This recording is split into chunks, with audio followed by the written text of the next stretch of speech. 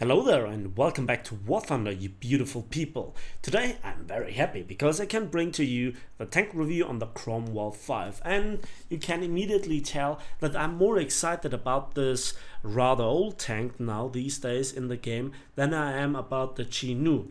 And the Chinook together with the Cromwell V is yet another tank at battle rating 3.3 or a medium tank. And you know, in particular for the Cromwell and the other two previously covered tanks, the Sherman M4A1 and also the Panzerveer F2, I think it kind of sets the tone for the majority of the remaining tech tree for each nation respectively. So what has the Cromwell V going for it? Well, it has good gun handling, quick firing gun, decent penetration, but in terms of kinetic shots, AP only, so no APHE shot or no APCBC round with an explosive filler, and that was previously a downgrade. Now with the introduction of the French tech tree, they brought the AP spotting buff with them, which this tank also profits a lot from, and I think this is a good change, but maybe a bit tuned too much because APHE rounds don't have this benefit, but then, you know, a lot of people argue that they don't need this. And you know, the tank has a little bit of armor, it has very good mobility forwards with a good top speed, it has neutral steering, which is a novelty for a 3.3 battle rating medium tank, as you will see later on, but backwards this is one of the worst tanks in the game. So how to play it and how it stacks up to its competition, not just gameplay wise but also stat wise, I will show you just in a moment. Again, if you hear something in the background, I'm sorry, but the ventilator stays on. I'm not kidding, it's so damn hot right now and I need some air to breathe, so sorry about this. Now without further ado, let's go into the tank review, and as usual we begin with the armor. So the armor thickness is kind of a little bit unusual when it comes to the values of them, and the armor layout is a little bit like on the Panzer IV F2 but with different thicknesses. So we have here the lower glacis and kind of the mid plate, but they are drastically angled, so you should not really shoot at them. There is the actual lower glacis with 57 millimeters of thickness, so 60 millimeters effectively practically, and then we have the upper glacis 63.5 millimeters, no real overlay, no real big parts where you could bounce, a little bit around the machine gun, but it's also very tiny. And we also have the turret with 64 millimeters and 63.5 millimeters, and it varies between rolled homogeneous armor and cast homogeneous armor. The rest here is rolled homogeneous armor, but there is an overlay, and I want to mention this because it's not visible here. Here you might, you know, expect it, but there is a not insignificant overlay, and this might catch people off with surprise. So 64 millimeters, this is not enough to protect you against the Panzer IV F2 or even the T-34 1940 or the Chinook, but when you angle it you actually can do this because the side armor is surprisingly thick compared to the frontal armor with 51 millimeters. Now this will not always save you, but at least you could angle it, and then you are pretty much safe if you have the right angle from at least the APHE rounds from the Russians. Again, you don't face the Americans, so no worries about the 75mm gun from the Americans. Then we have a little bit of an unusual armor layout here as well. 32mm where the crew compartment is, a few road wheels and a bit tracks to support it, but not really that thick. This part here is 44mm and 25.4mm, and again 38mm here. So it's a bit of an American armor layout, but here you can see this is actually also the side armor from the front. If the tank is angled, AAA can shoot here and penetrate here your engine deck, which is not healthy because it takes out the engine, sets it on fire, and all the good stuff. However, the frontal armor is not quite thick enough to also reliably protect you from German AAA shells, so a bit of angling is all that it takes, and those 65mm are no longer an issue for you, together with your turret. So at close quarters, German AAA might be an issue. There's also this turret ring with just 19mm, but it's not the biggest target, and most people don't bother shooting there. No cupola there, and the roof is very, very steeply angled, so don't shoot there either. Yeah. Engine deck 14 and turret deck 20mm, so not a real issue for, you know, juicy big rockets, and also cannon cars might be an issue.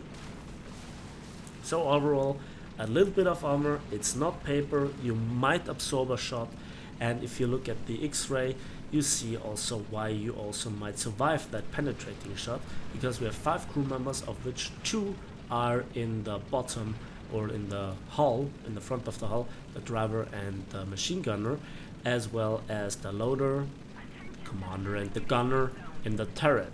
And there is no ammunition in the turret, but what is that ammo rack? Is this again being sporty by the British, giving everybody a chance equally from the front and the side to blow you up with an ammo rack? Well, you can take out a lot of ammunition, you have 75 rounds, but you know, you can easily run through 30-35 rounds per game. I will just in a moment tell you why. And so you need a healthy amount of ammunition, and the ammo rack is the least of your problems in this tank. So yeah, as usual, the power pack, transmission, engine and fuel tanks is in the rear. So I think now let's talk about the good part about this tank, which is the mobility. So now let's continue with the mobility of the tank, and you can see we have by far the strongest engine out of the selected tanks here, and I think it doubles the horsepower of the majority of the competitors. M24 Chaffee, Panzer IV F2, Panzer IIIM, Gnu, MX13, FF11, and then also, while it is the second heaviest tank in the comparison, thanks to the amazing engine, we have by quite some bit in this comparison the best horsepower to ton ratio of 21.4 horsepower per tons, and that is quite substantial. So you can see you have an advantage of at least 18% up to 39%, 40%, you know, compared to your competitors. Then also the top speed, well, it's not the best out there, like the MX13 or the M24 Chaffee have a higher, but they have a lower horsepower to ton ratio, and that is the key, so you actually reach your top speed. And in the majority of cases, effectively, you are one of the fastest tanks on the battlefield in the battle rating range. But that is not all, because we have neutral steering. Again, this is a novelty for every 3.3 battle rating tank, or at least medium tank in this comparison.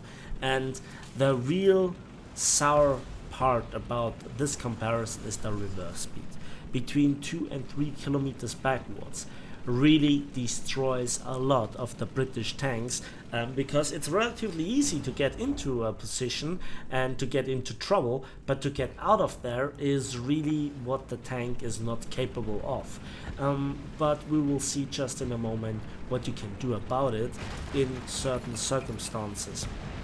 However, this is really a big issue, and it catches a lot of people off guard.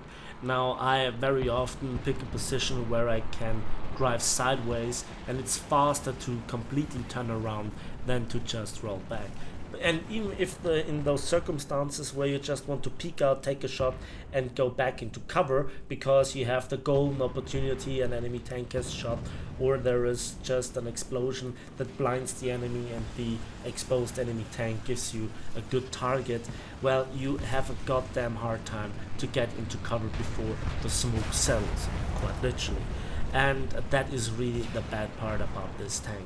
The other parts are really great. Neutral steering, good horsepower to ton ratio, top speed, mobility, everything great. But that absolutely destroys a big portion of the potential of the tank.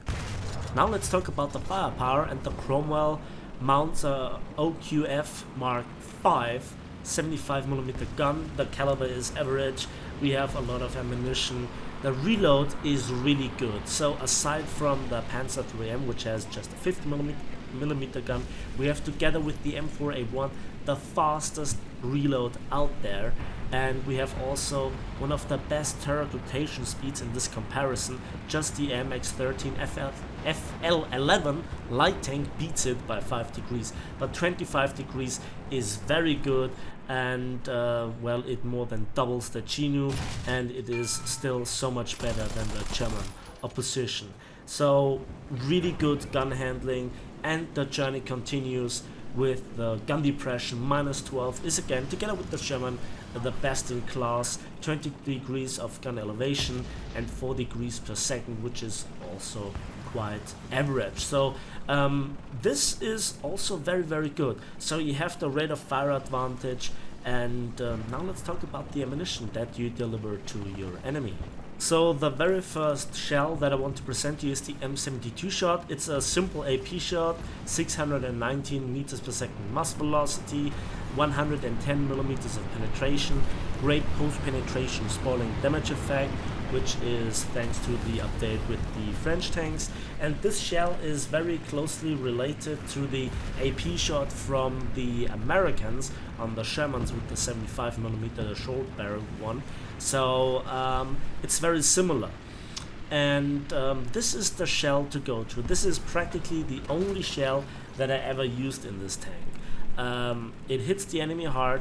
It's not the best shot out there, but you know, in typical American or Russian fashion rather, it's good enough.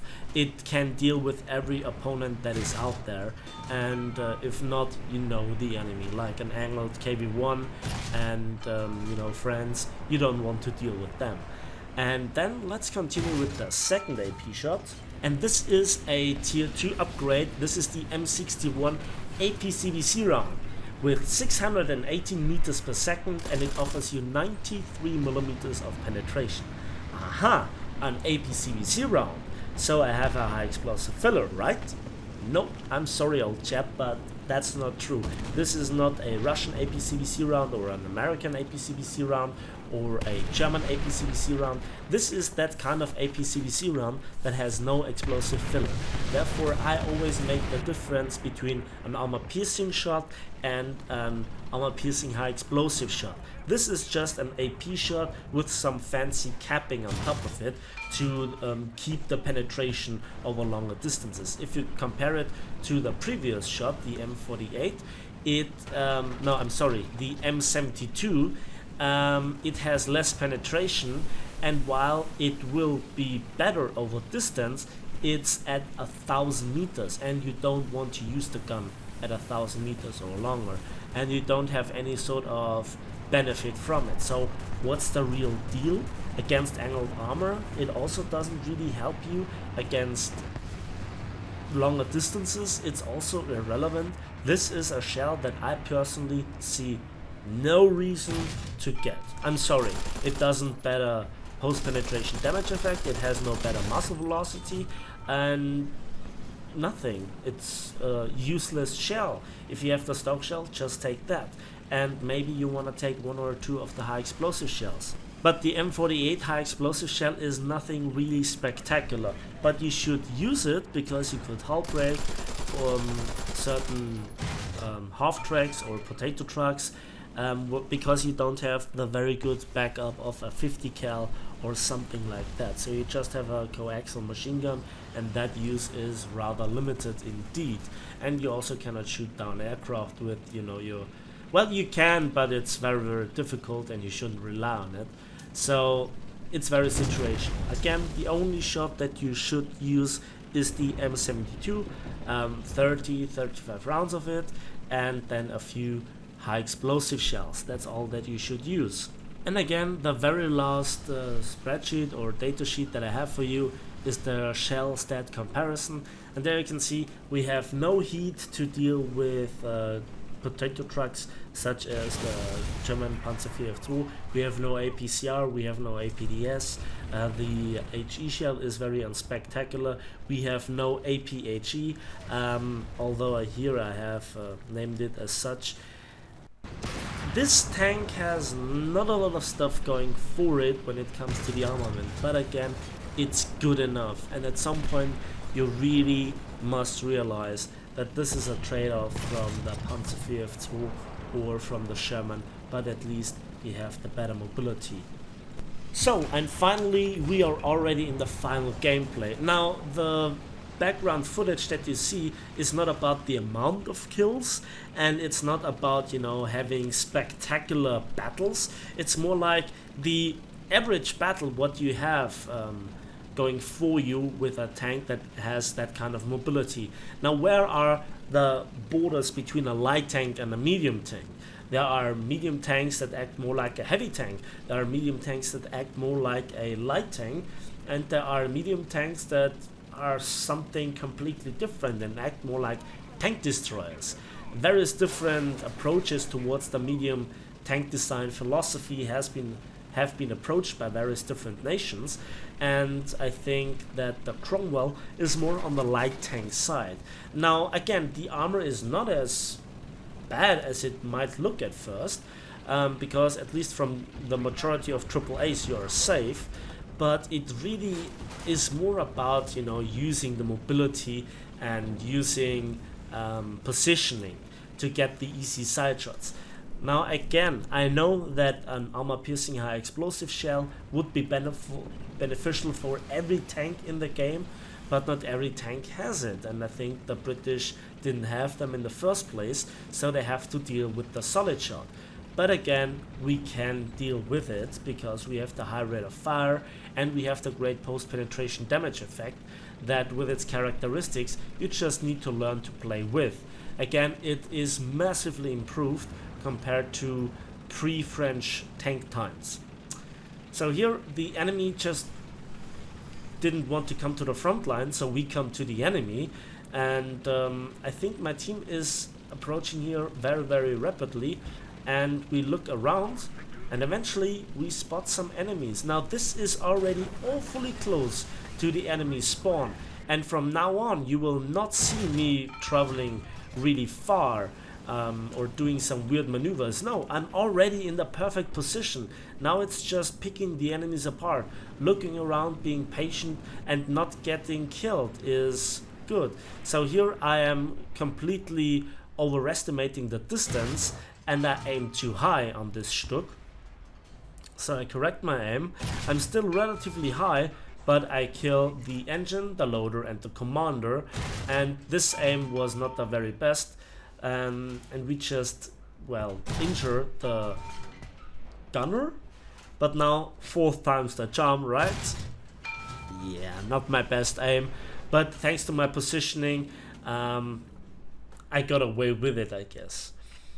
And now I saw some, well, muzzle flashes behind the bush or the tree, and my AP shell, while not hitting the enemy, knocked out the tree out of the way, and we correct our aim. We saw the gun barrel of the Packwagen, and we hit the ammunition and we blow him up. Good result right there. So now I receive a shot into the side, but it didn't kill me. So at first I thought it's tank 4. I trick him out of cover with a tracer from my machine gun, and he foolishly comes out, the M24, and I can kill him easily. So why do you need an armor-piercing high explosive shot if you have a very good solid shot? You know, it works. It works, and that's all that I'm asking for. So now that's D3A1, is it that plane? Well, it's a Japanese plane, and he tried to bomb me, but he did a very poor job at it. The F6F is putting some pressure on him. He comes straight at me. We crit him, and he actually goes down for our 5th kill. So that was kind of a eye candy, not something that you can usually expect. But then again, it's low tier, right? So now I hit here the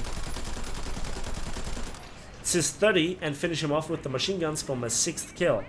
And I'm already observing here the enemy, and we hit the Puma here, and I actually hit the wheel.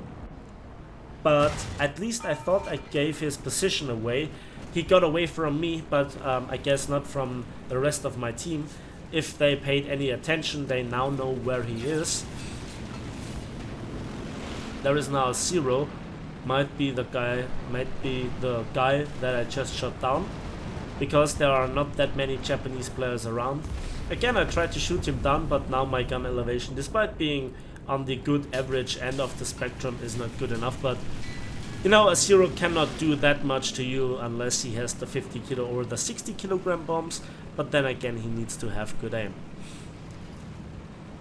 Again, back into the observation status. And what is that? Well, that is now a bit of a problem. That is now a Russian AAA with the 14.5, and he's just not good enough to kill me from the front. He might just be able to hit my turret ring and he could take me out there, but he cannot do this. So I have here quite a hard time to find the shot into him. Should I have loaded an HE shell? I'm not quite sure. But we finish him off for our 7th kill by killing here the gunner for the 2nd time, I guess. And now I'm just waiting. And I'm really patient. And you can see now a lot of my team has died. And I hit here the Panzer IV. And I hit him good again. Oh, it's actually a AAA. And I finish him off for my 8th kill overall, 7 tank kills. But everything has to come to an end. And so it was a Stück from the rear that actually killed me. And that's the end of this tank. So I think I just showed that when somebody with a serious gun is aiming at you, your armor is not really that important. But the rate of fire, your positioning, that's all that you need. So that's it for me today. Thanks for watching, thanks for listening. This is a rather short tank review. Sorry about this, but it's really hot. I'm under a lot of pressure, but I hope I could give you very good insight about this tank. And don't forget about this tank, you might be able to use it at higher tiers as well. But I do not recommend it, but if you need a tank at higher tiers, this might be it. So give this video a like, hit subscribe if you want to see more, and we'll see each other in the skies and on the battlefields of War Thunder.